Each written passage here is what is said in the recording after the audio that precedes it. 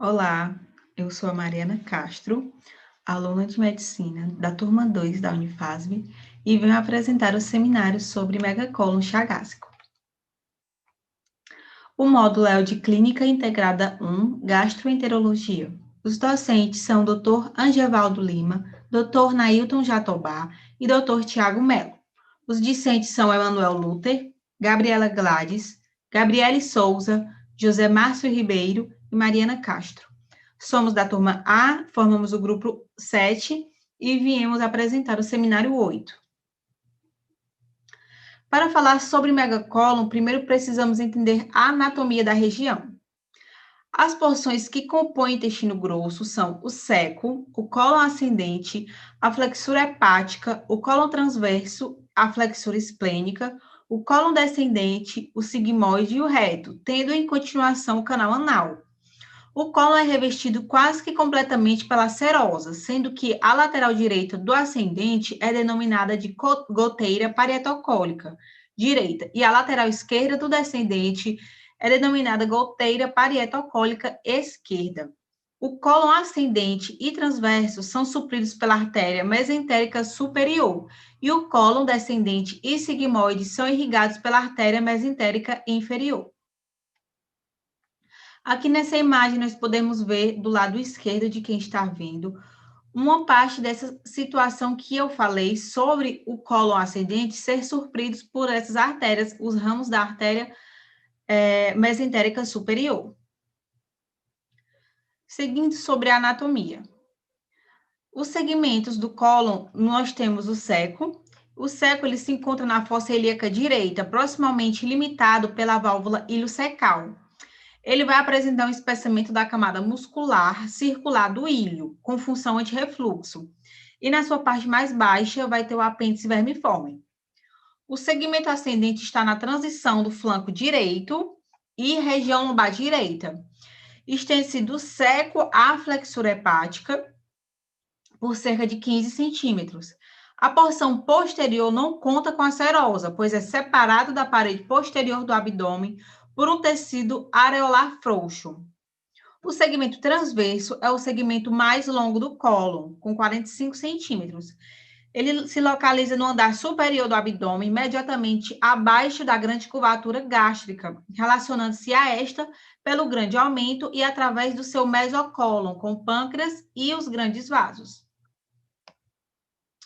O segmento descendente tem cerca de 25 centímetros de extensão e ele se encontra em contato direto com o rim esquerdo e seu ureter, o músculo psoas, o quadrado lombar e o transverso abdominal. E assim como o segmento ascendente do cólon é um segmento fixo e sem peritônio em sua face posterior. Anatomia do sigmoide. O sigmoide ele tem forma de sigma, com extensão que varia de 15 a 50 centímetros, usualmente com aproximadamente 40 centímetros. Ele é totalmente revestido pelo peritônio, com um meso bastante longo, o que lhe confere a sua mobilidade e relacionando-se com as alças do delgado, ureter esquerdo e órgãos pélvicos. Nessa imagem, nós podemos visualizar, primeiro, o seco, com sua camada muscular um pouco mais espessada, o cólon ascendente e o cólon transverso aqui, no seu maior comprimento, com 45 centímetros, mais ou menos, o cólon descendente e, por último, o sigmoide, no seu formato de sigma. Bem, agora a anatomia das camadas parietais. A camada serosa, ela reveste o cólon do seco ao reto, apresentando apenas saculações peritoneais e ricas em tecido adiposo, designadas apêndices epiploicos. No cólon ascendente, essa serosa ela vai revestir a parte anterior, lateral e média. A camada muscular é de natureza lisa, longitudinal na sua porção externa e circular na interna. A camada externa, ela se dispõe em forma de tênias, que são anterior, posteromedial e posterior. A camada submucosa apresenta-se unida superiormente à musculares mucosae, inferiormente à musculatura circular, sendo percorrida por vasos linfáticos. A mucosa ela é formada pelo epitélio cilíndrico mucoprodutor, sustentado por um tecido conjuntivo da lâmina própria, que é rico em vasos linfáticos, fibras nervosas e infiltrados linfohistiocytários. Nessa imagem, nós podemos ver a serosa como o primeiro revestimento. Após ela, nós temos a camada muscular longitudinal externa e circular interna, com o plexo mioentérico, onde se explicar a fisiopatologia do megacólon. Após isso, nós temos a submucosa, com seus plexos e vasos, e, por último, a mucosa, sendo composta por camada muscular, lâmina própria e epitélio de revestimento. Falando sobre a vascularização do cólon, a parte arterial, a porção direita é irrigada pela artéria mesentérica superior, como nós já citamos, através de seus ramos iliocecocólico, cólica direita e cólica média. O cólon esquerdo é irrigado pela artéria mesentérica inferior.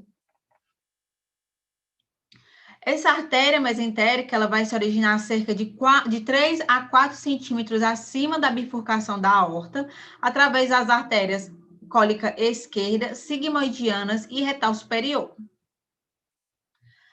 A vascularização venosa é assim, as veias acompanham as artérias de acordo com sua origem, número e distribuição, recebendo também a mesma nomenclatura. A exceção é apresentada pela veia mesentérica superior, que recebe a gastroepiploica antes de entrar na veia porta. As outras tributárias da mesentérica superior, como a pancreática, jejunais, ileais, iliocecocólica, veias cólica direita e média, elas vão corresponder exatamente aos ramos arteriais. E na porção linfática, a vascularização linfática ela acompanha a irrigação arterial e envolve uma rede de nódulos linfáticos divididos em intrínsecos na parede do cólon e extrínsecos na parede acima da serosa. E estes são distribuídos em 4 grupos de acordo com a proximidade do cólon. Bem, essa imagem, ela mostra melhor os ramos da artéria mesentérica superior, irrigando a porção ascendente e transversa, assim como a artéria mesentérica inferior, que vai estar irrigando o cólon descendente e o sigmoide. Aqui na segunda imagem, como já foi falado, as veias vão acompanhar o mesmo nome e o trajeto das artérias, como mostra essa figura no cólon ascendente e descendente. Nessa terceira imagem, é perceptível a rede de nódulos linfáticos divididos em 4 grupos. Primeiro, nós temos os linfonodos principais, divididos em mesentérico superior e inferior, os linfonodos intermediários, os linfonodos paracólicos e os linfonodos epicólicos. E agora, terminando sobre a parte de anatomia, nós vamos falar sobre a inervação. A inervação autônoma dos cólos é feita pelo simpático e parasimpático. A inervação intrínseca se situa na camada da submucosa, que é o plexo de Meissner, e na camada muscular longitudinal e circular, o plexo de Auerbach. A inervação extrínseca é representada pelo simpático e parasimpático. E vale lembrar que a inervação intrínseca ela apresenta uma independência da inervação extrínseca. A parasimpática são fibras pré-ganglionares em toda a parte extrínseca, indo estabelecer sinapses no plexo submucoso, que é o Meissner, e o mioentérico, que é o Auerbach, e é representada por uma porção crânio-sacral, através do nervo vago, e uma porção caudal, através de S2, S3 e S4. A simpática é medular, indo de T5 a L2. Bem, para começar a falar sobre a doença, nós vamos tratar primeiro da definição. O megacólon é uma doença do intestino grosso, caracterizada por estase fecal crônica, com alongamento e hipertrofia das camadas musculares e dilatação, a qual ocorre devido a lesões do sistema nervoso autônomo mioentérico, formados pelos plexos de Meissner e de Auerbach. O megacólon chagásico é classificado como megacólon adquirido, diferente do megacólon congênito, que é relacionado à doença de Hirschsprung. A infecção ocasionada pelo Trypanosoma cruzi faz com que o intestino grosso perca os movimentos peristálticos e cause uma disfunção dos esfíncteres. Essa primeira imagem demonstra as diferenças entre um cólon saudável e outro acometido por megacólon, e as definições de congênito e adquirido. Já essa outra imagem define o tamanho que já pode ser considerado megacólon, sendo no seco maior que 12 centímetros, no ascendente maior que 8 centímetros, no transverso maior que 6 centímetros, no descendente maior que 8 centímetros e no reto sigmoide maior que 6,5 centímetros. Tratando-se sobre epidemiologia. A origem chagásica é a principal causa do megacólon adquirido, sendo a manifestação cólica da afecção sistêmica da doença de Chagas.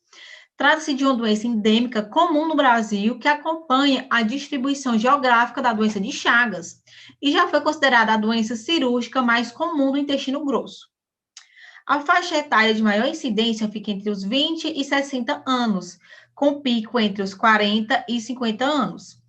Cerca de 2 a 5% dos indivíduos infectados pelo Trypanosoma desenvolve o megacólon chagásico.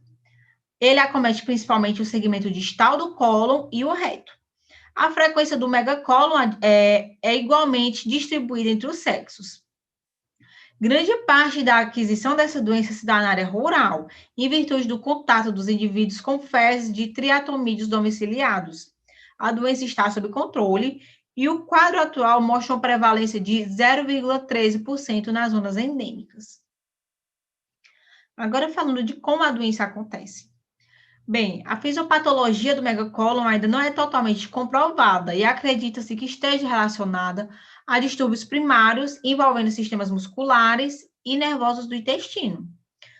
Assim, normalmente o bolo fecal ele vai progredir no cólon e, a partir disso, ele vai acontecer por movimentos peristálticos. O bolo deve progredir por movimentos peristálticos. Só que, ao chegar no reto, ele vai provocar um relaxamento do esfíncter. Já no paciente que está acometido por megacólon chagásico, devido à destruição dos plexos nervosos mioentéricos, que tem maior acometimento no reto mesmo, ocorre coordenação motora sigmoido-retal e alterações no mecanismo de abertura e fechamento dos esfíncteres. Resumindo, a doença ocasionada pelo Trypanosoma cruzi, ela faz com que o intestino grosso perca os movimentos peristálticos e causa uma disfunção dos esfíncteres, como o esfíncter retal, no caso, no qual funcionará como uma barreira à falta de propulsão fecal, levando à obstrução e dilatação do cólon. E assim, embora a patogênese ainda não tenha sido explicada e ainda seja objeto de vários estudos, a explicação de como ocorre essa lesão neuronal continua sendo motivo de muitas controversas opiniões, porque não se sabe ao certo mesmo como ela acontece. Contudo, qualquer que seja o mecanismo, parece que o processo se estabelece principalmente na fase aguda, que é a época em que fica determinado o grau da lesão. As alterações morfológicas e manifestações tardias serão, portanto, diretamente dependentes do variado grau da lesão nervosa, e no tubo digestivo vai ficar na dependência também da consistência de seu conteúdo.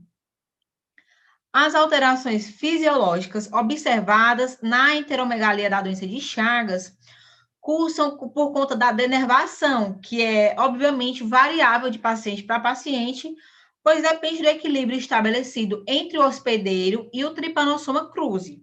Equilíbrio esse que envolve diversos fatores da complexa reação do sistema imunológico. Na doença de Chagas, os autoanticorpos contra o receptor muscarínico foram encontrados em quase todos os pacientes com cardiomiopatia chagásica e megacólon. O quadro clínico desse paciente. O sintoma predominante do megacólon chagásico é a constipação crônica, lenta e progressiva. Essa constipação bem lenta, associada à dor crônica, que vai se tornar rebelde a qualquer tipo de tratamento clínico, caracteriza a colopatia chagásica. E vai evoluindo assim durante anos, obrigando troca de laxativos, dos mais brandos aos mais fortes, até uma situação caracterizada por impossibilidade quase total para a evacuação das fezes. Aí, assim, o abdômen cresce, ele vai ficar distendido, e comumente surge a mais frequente complicação do megacólon chagásico, que é o fecaloma. O fecaloma nada mais é do que fezes acumuladas no único bolo no interior do intestino. É ressecado, de grande volume, e é impossível de ser propelido pelos movimentos intestinais, que são ineficazes. Aí, além do mais, os portadores se manifestam com acúmulo de gases, que nós chamamos de meteorismos, sucedendo a distensão abdominal, ocasionada por essa dificuldade de eliminar os gases, causando dores abdominais e podendo também apresentar náuseas e vômitos.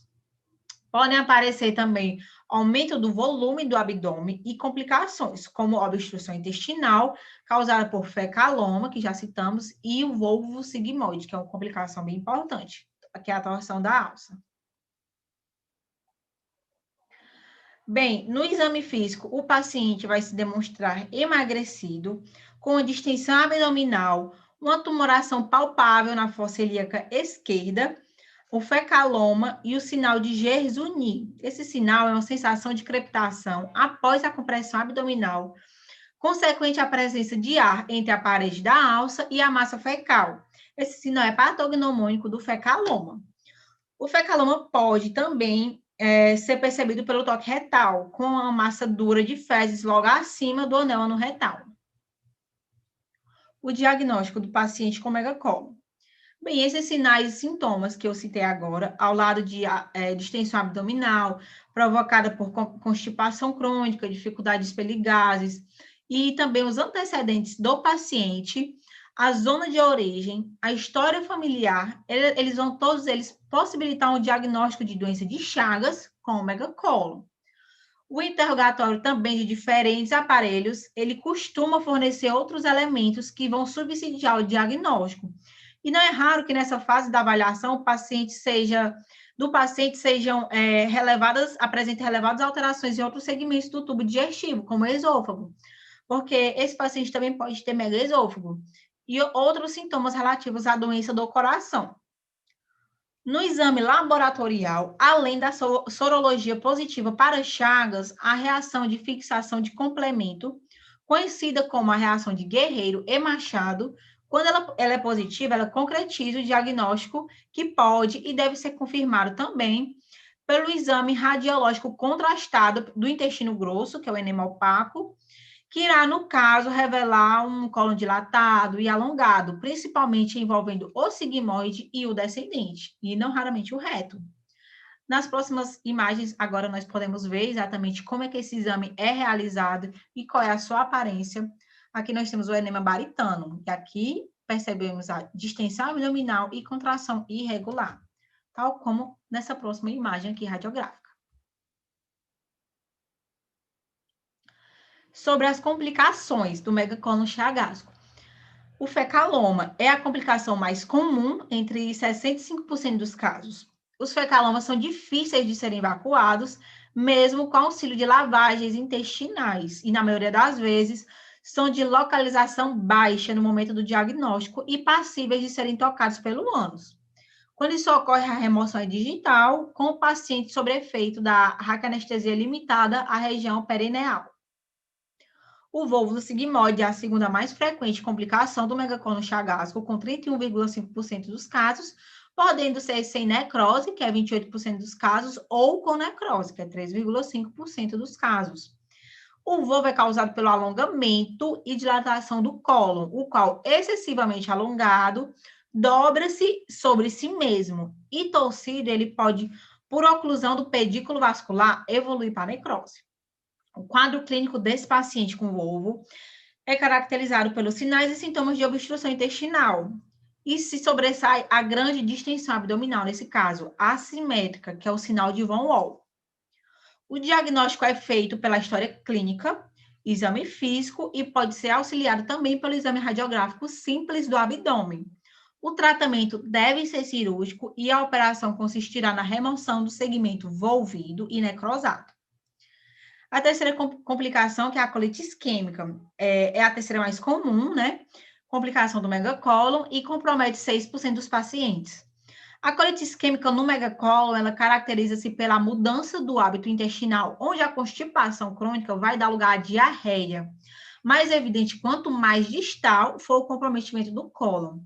Com a diarreia franca ou não, a evolução é crônica, com o marcado comprometimento do estado geral do paciente. O tratamento dessa colite isquêmica, com essa evolução, ele é sempre cirúrgico, porém exige uma recuperação do estado geral do paciente, que quase sempre esses pacientes não são muito jovens, o que já complica esse tratamento. E, por último, a úlcera por estase fecal. Ela é também chamada de úlcera de decúbito, é de etiologia isquêmica, e ela decorre da compressão localizada da mucosa pela massa fecal pétrea. A mais grave complicação dessa úlcera é a perfuração com peritonite fecal consequente. A úlcera ela vai incidir em 2,8 dos pacientes e a metade deles apresenta perfuração. Agora, sobre o tratamento de megacólon. Bem, a abordagem terapêutica do megacólon chagásico é de caráter multiprofissional. Em casos não complicados, o manejo inicial é conservador. Entretanto, se o paciente apresentar complicações em sua evolução, como fecalomas, volvo sigmoide, como citamos agora, ou uma constipação de controle clínico quase impossível, o tratamento será obrigatoriamente cirúrgico. No que tange ao tratamento conservador, primeiro deve-se realizar medidas para desimpactação fecal, seja por enemas ou supositórios, em pacientes que necessitam de necessitam de hospitalização, a descompressão com sonda nasogástrica e retal podem auxiliar nesse tratamento. E é importante optar por uma dieta rica em fibras e líquidos, associada a alta ingesta hídrica, o que geralmente vai ajudar a diminuir a constipação. Além disso, é necessário corrigir anormalidades de eletrólitos e metabólitos e remover os medicamentos que possam influenciar a motilidade colônica, por exemplo, os narcóticos, agentes anticolinérgicos, antagonistas dos canais de cálcio, e o uso de laxantes também pode ser considerado e continuado se forem úteis. Os melhores são os agentes osmóticos, como o sais de magnésio, sorbitol ou a lactulose. Se a dilatação persistir ou piorar, a descompressão colonoscópica pode ser tentada, apesar de ser cuidadosamente considerada, pois ela não apresenta riscos em um colo despreparado e dilatado. No que tange ao tratamento cirúrgico, assim, o megacólon tem essa indicação de tratamento cirúrgico, não só por causa dos seus sintomas severos de constipação, mas também pelo risco de complicações comuns e de graves consequências que acompanham essa doença. Sendo assim, é recomendado o tratamento cirúrgico se a dilatação persistir ou piorar após o esgotamento das medidas médicas conservadoras. E também caso seja um megacólon chagásico complicado. As opções operativas em um megacólon incluem colectomia total, abdominal com anastomose ilioretal, proctocolectocomia total com ileostomia e proctocolectocomia total com anastomose ileoanal, dependendo do local do cólon afetado. A colectocomia abdominal total com anastomose ilioretal é a operação de escolha do megacólon com o reto de tamanho normal. A operação atualmente mais empregada e que oferece melhores resultados pós-operatórios a longo prazo é a operação de Duhamel-Haddad. Essa técnica de Duhamel por via laparoscópica se constitui como a mais viável e com resultados similares à técnica convencional. Essas são as referências que nós utilizamos no nosso estudo. Muito obrigada.